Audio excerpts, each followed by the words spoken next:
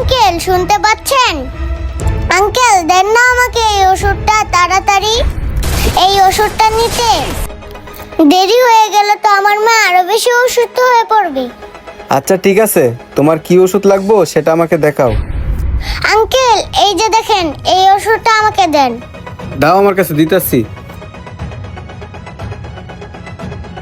এই নাও, 200 টাকা দাও। আচ্ছা ঠিক আছে আঙ্কেল, দিতাছি। এই ধরেন আঙ্কেল। ঠিক আছে মামুনি, যাও। শিট, ওফ শিট, গেমটা ওভার। শুধু ওই বাচ্চা মেয়েটার জন্য গেমটা আমি হেরে গেলাম। আরে ওটা তো মনে হয় ওই পিচ্চি মেয়েটার প্রেসক্রিপশনটা রেখে গেছে।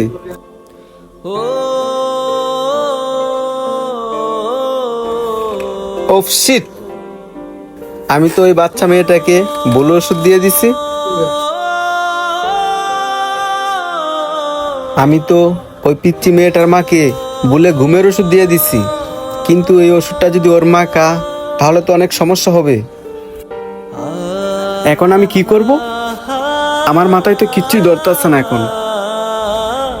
হে আল্লাহ, আমি তো একটা ভুল করে ফেলছি।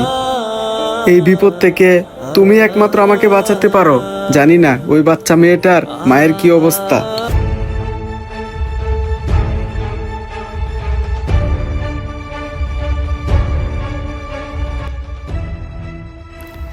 স্যার স্যার, এই যে এই লোকটা আমার মাকে ঘুমের ওষুধ দিয়েছে।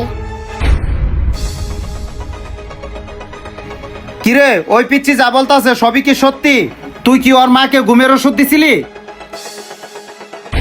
আরে তোদের কাজ তো অসুস্থ মানুষকে সুস্থ করে তোলা।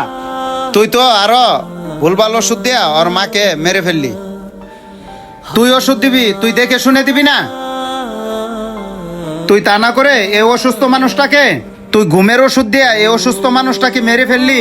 আজকে তোর খবর আছে, তোকে 14 শিকের ভাত খাওয়াবো।